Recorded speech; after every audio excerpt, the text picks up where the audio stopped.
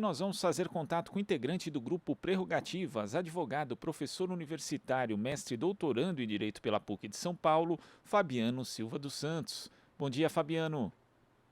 Bom dia, Glauco, tudo bem? Bom dia a todos os ouvintes aqui da Rádio Brasil Atual, da Rádio Brasil de Fato. Não, Rádio Brasil Atual mesmo, e também temos Brasil transmissão pela Atual, TVT, Fabiano, e o Brasil de Fato é TVT. parceiro também nosso. Fabiano, a gente teve um dia depois de ter concedido o perdão de pena ao deputado federal Daniel Silveira, do PTB do Rio de Janeiro, o presidente Jair Bolsonaro, na sexta-feira, ele acabou classificando o próprio ato como simbólico. E ele fez essa declaração aqui, Fabiano. Ontem, né, se referindo ali à quinta-feira, foi um dia importante para o nosso país, não pela pessoa que estava em jogo ou por quem foi protagonista desse episódio, mas do simbolismo de que nós temos mais que o direito, nós temos a garantia da nossa liberdade.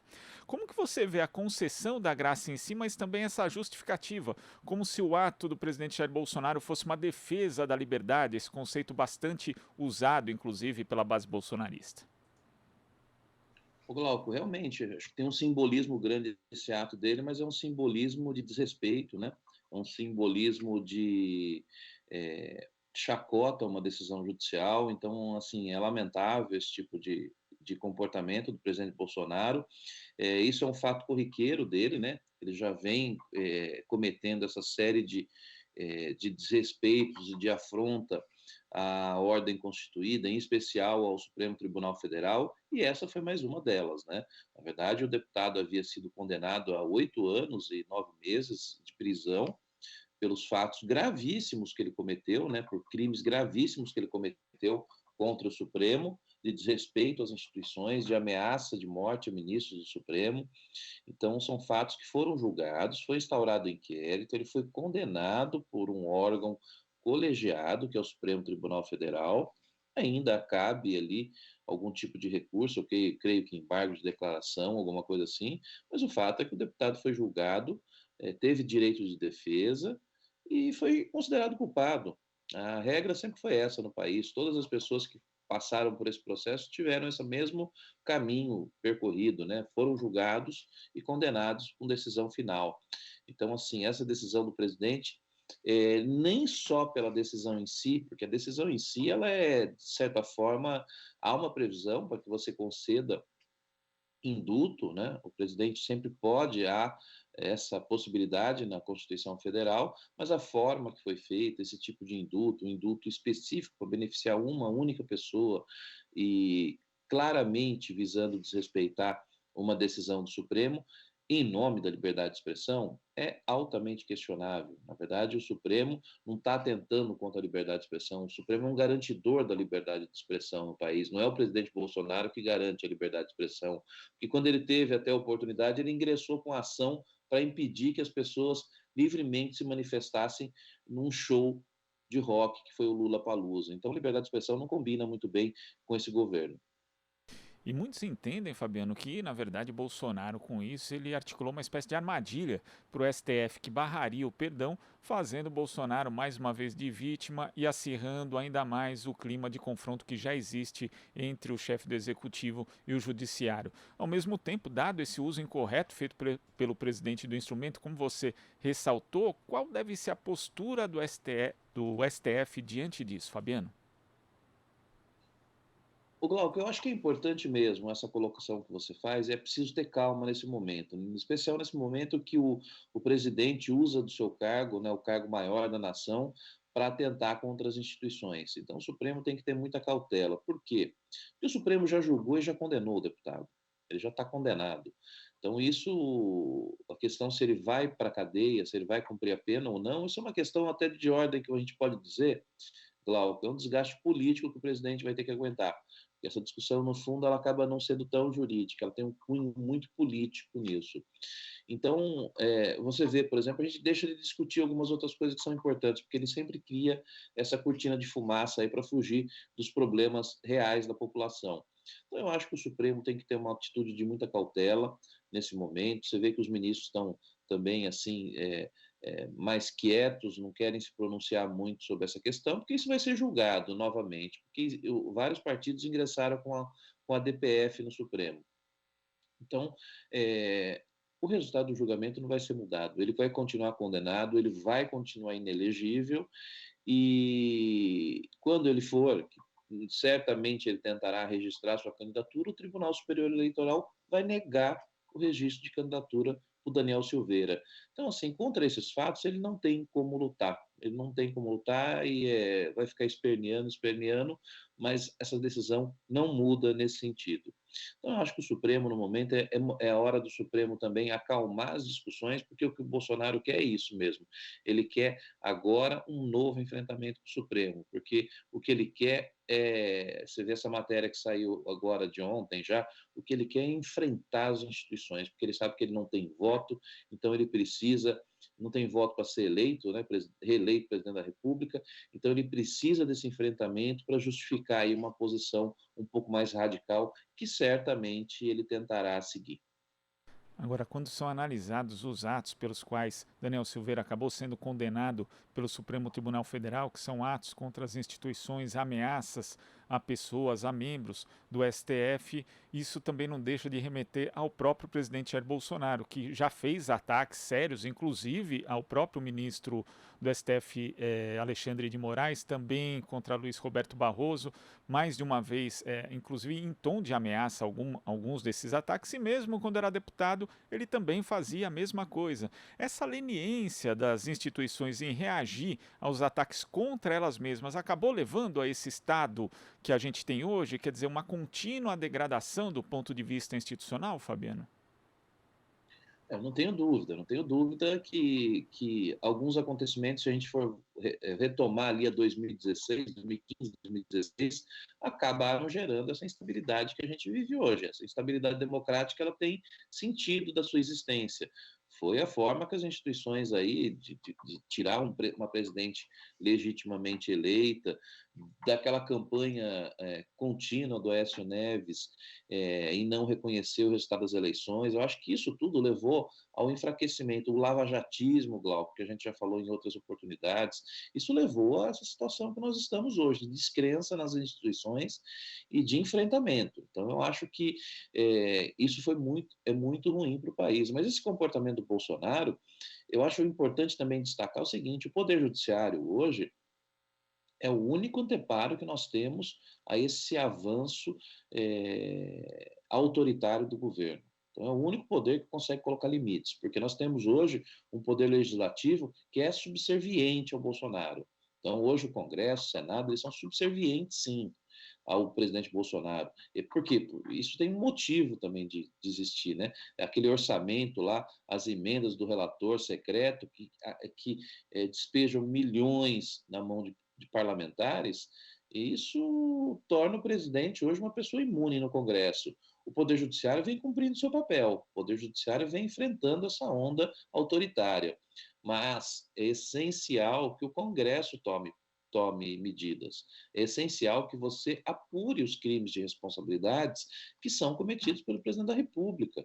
Porque o que o Bolsonaro fez, ele parece que ele fez um curso para passar por todos os artigos da lei de crime de responsabilidade. Então, assim, os desrespeitos a gente vê de baseada a lei né, dos crimes de responsabilidade. Então, essas condutas dele deveriam sim ser passíveis de apuração.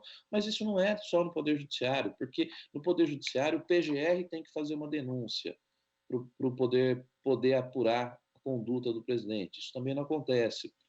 E, na parte política, o Congresso tem que dar sequência nesses pedidos de impedimento que existem hoje.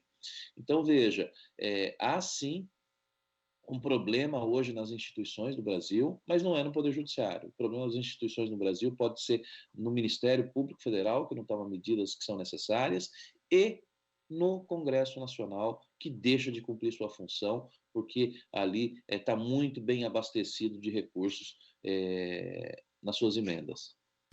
Inclusive pensando nisso, né, porque a Procuradoria-Geral da República tem um titular ali que não investiga, né, na prática não abre qualquer tipo de investigação, de apuração em relação aos atos do presidente. Seria a PGR justamente o órgão ali responsável por isso. Temos também, falando em apuração e investigação, diversas trocas ali feitas em cargos-chave da Polícia Federal. E como você mencionou também, Fabiano, temos o Congresso Nacional, né? Nessa semana mesmo, o presidente do Senado lavou as mãos em relação ao indulto, também o presidente da Câmara, a atitude que ele teve, na verdade, foi ir ao STF para que a Câmara tenha a prerrogativa dela cassar ou não o mandato do deputado Daniel Silveira, lembrando que o que tem lá é só um processo de suspensão em andamento, nem de cassação como a gente vai conseguir, na verdade, reverter esse aparelhamento, porque isso foi feito, né? Inclusive essa questão do orçamento secreto, das emendas de relator, também é algo que não é desmontável de forma tão fácil.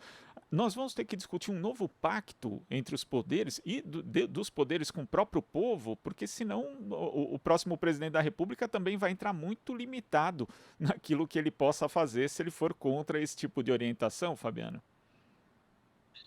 Olha, Glauco, realmente, o dano que o bolsonarismo causou ao país, à nossa estrutura toda, ele é muito grave, ele é muito grave mesmo.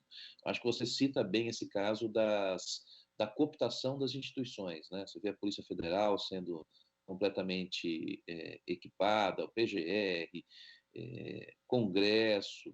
Então, certamente, o próximo presidente da República ele vai ter uma missão que é um pouco mais complicada, porque construir políticas públicas, Glauco, demora 20 anos para você construir uma política pública efetiva e que realmente traga resultados para a população. Agora, a destruição dessas políticas, elas foram feitas de maneira muito rápida. Nós sempre tivemos presidentes da República, pelo menos na época da redemocratização, eu digo, que sempre cumpriram ali. A gente pode discordar politicamente, pode não concordar com o rumo político, mas sempre foram pessoas que respeitaram o ordenamento jurídico e que atuaram ali nas regras do jogo democrático. Hoje nós temos um presidente da República que faz isso, que agride as instituições reiteradamente. Então a gente tem um desenho político hoje muito ruim. Realmente as instituições foram capturadas por interesses privados, por assim dizer. Então, o próximo presidente vai ter um trabalho muito grande. Sem dúvida nenhuma, é importante uma resposta muito forte do povo brasileiro. O povo brasileiro precisa resolver essas eleições assim de uma forma muito rápida, porque o próximo presidente da República, você vê pelas forças que estão sendo né, compostas agora, a tentativa de você ter um governo que seja um governo, na verdade, de coalizão, um governo forte, que tenha apoio, justamente para isso, porque a cooptação das instituições ela foi muito, muito danosa para o povo brasileiro. Então, assim, o Congresso precisa retomar o seu papel, essa questão das emendas secretas, elas têm sim que acabar, para que o próprio governo federal tenha limite e possa aplicar os recursos de forma adequada, porque isso não pode ficar na mão de alguns, e você viu já a qualidade dessas emendas como são. É para campo de golfe, é para a escolinha do Daniel Alves, é para a escolinha do outro jogador. Então, esse tipo de coisa não pode existir no Brasil. É importante que você tenha um poder executivo que ele sim direcione os recursos a serem aplicados. Então, assim, eu acho que o próximo presidente da República, e a gente espera que haja assim uma mudança desse rumo, que ele terá um papel muito mais difícil, mas eu sei que também é possível, porque a gente precisa buscar retomar, na verdade, o que sempre foi no Brasil, uma composição de forças que seja adequada para atender os interesses públicos e não interesses privados da forma como está hoje. Fabiano, e ontem o ministro do STF, Luiz Roberto Barroso, afirmou num seminário que as Forças Armadas estão sendo orientadas para atacar o processo eleitoral brasileiro e tentar desacreditá-lo. Vou até aqui, depois dele ter elencado uma série de episódios, né, de ameaças às instituições feitas, né, ou com a participação do presidente Jair Bolsonaro, ele disse o seguinte, Fabiano: todos nós assistimos repetidos movimentos para jogar as Forças Armadas no varejo da política. Isso seria uma tragédia para a democracia e para as Forças Armadas, que levaram 3 décadas para se recuperar do desprestígio do regime militar e se tornarem instituições respeitadas. Isso é um sinal de alerta também, porque o ministro Luiz Roberto Barroso, no ano passado, ele chamou representantes ali das Forças Armadas para participarem do processo de fiscalização das urnas, mas agora ele diz que elas estão sendo orientadas para desacreditar o mesmo processo. E orientadas, a gente imagina por quem seja, de quem vem a orientação. Como é que você viu essa declaração do ministro Luiz Roberto Barroso, Fabiano? Olha, é uma declaração forte, uma declaração, assim, veja, é o ministro do TSE, ministro do Supremo Tribunal Federal, que coloca, assim, ou seja, que vê claramente a tentativa do Exército influenciar para fragilizar o processo eleitoral. Você vê que teve uma troca, antes tinha um indicado para cuidar do processo eleitoral, que era o ex-ministro Fernando Azevedo, ele saiu, desistiu. Então, assim, há algo muito estranho nessa história. Eu também não tenho dúvidas que as pessoas que são colocadas lá pelo Exército visam única e exclusivamente enfraquecer o processo eleitoral, visam desacreditar o processo eleitoral. Por que visam isso? Porque sabem que a derrota é inevitável. Então, o argumento que eles já têm é eventual fraude no sistema eleitoral. E a gente sabe muito bem que o Brasil hoje vive um clima de estabilidade e o processo eleitoral brasileiro, ele é dos mais seguros do mundo. Você viu, Glauco, a tragédia que foi a eleição nos Estados Unidos, como são conhecidos como a maior democracia do mundo. Você viu a dificuldade que se tinha lá de apurar os votos. Aqui no Brasil, a gente apura voto em 3, 4, 5 horas, talvez por conta da distância do Acre, atrasa um pouco mais.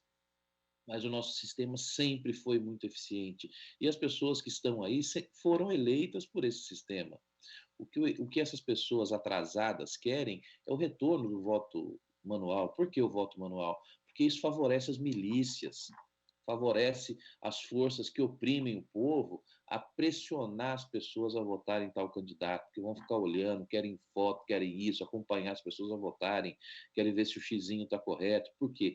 Porque o voto hoje ele é seguro e é transparente e, acima de tudo, ele garante ali que a população possa exercer tranquilamente a sua escolha. Então, essas pessoas hoje atuam fortemente para fragilizar o processo eleitoral. Então, acho que é importante a fala do ministro Barroso, é importante que a sociedade manifeste seu apoio aqui às instituições, em especial ao Supremo e ao TSE, para que a gente tenha, assim, eleições no Brasil que reflitam a vontade do povo. Não dá mais para a gente aguentar esse tipo de pressão militar, como veio essa nota agora do Ministério da Defesa, com o objetivo claro de atingir o Supremo e o ministro Luiz Roberto Barroso. Então, esse tipo de comportamento é lamentável e, assim, mais lamentável ainda é as Forças Armadas brasileiras se prestarem esse papel ridículo que eles vêm se prestando no governo Bolsonaro. O governo Bolsonaro conseguiu a proeza de desestabilizar as Forças Armadas brasileiras. Você vê até ontem até aqueles dois irmãos lá mostrando um baixo nível que se encontra hoje nas discussões com a cúpula das Forças Armadas. Então, isso é muito lamentável e é importante mesmo que a gente mantenha aqui o foco e que a gente apoie, sim, as medidas que o TSE vai tomar, porque será a eleição mais difícil da nossa história. Essa questão de fake news, desses aplicativos de mensagens. Então, é importante que o TSE cumpra o seu papel, como sempre cumpriu no país. E nesse caso da nota do Ministério da Defesa, tem um dado curioso, porque não foram nem as Forças Armadas atacadas, criticadas pelo ministro Luiz Roberto Barroso, mas sim quem orientava, né? Porque ele diz, estão sendo orientadas. Então imagina-se quem seja essa pessoa que está orientando as Forças Armadas a fazerem isso, até porque no contexto ali da fala dele, depois ele atribui ali lembra da participação de Jair Bolsonaro em diversos atos antidemocráticos, inclusive. Agora, as Forças Armadas fazerem isso, né? O ministro da Defesa, que constitucionalmente a gente sempre lembra que não deveria ser um militar, né? Mas é um militar desde do governo Temer, continuou sendo ainda mais, né? No governo de Jair Bolsonaro. Agora, é o papel do ministro da Defesa ou de integrantes das Forças Armadas, ao invés de defenderem a instituição, defenderem um governo, defenderem um presidente, Fabiano? É justamente isso. As Forças Armadas foram, de certa forma, também cooptadas, né?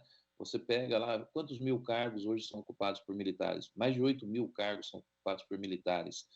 Então, essas pessoas hoje foram dragadas pelo bolsonarismo e por essa onda que existe. Então, assim, é lamentável que o Exército brasileiro, que as Forças Armadas brasileiras se prestem a esse papel. Então, eu acho que esse também é um dos trabalhos que a gente tem que discutir seriamente, essa militarização que houve do governo, não que não possa ter militar ocupando posto no governo, creio que não seja isso. Os quadros que são importantes e que são muito técnicos e qualificados devem ser aproveitados, assim como os civis também, que se forem técnicos, né, tem que participar de governo, mas isso mostra como o papel que o Exército brasileiro, que as Forças Armadas brasileiras hoje desempenham. Você vê essa série de denúncias aí contra Forças Armadas, as compras das Forças Armadas brasileiras, né?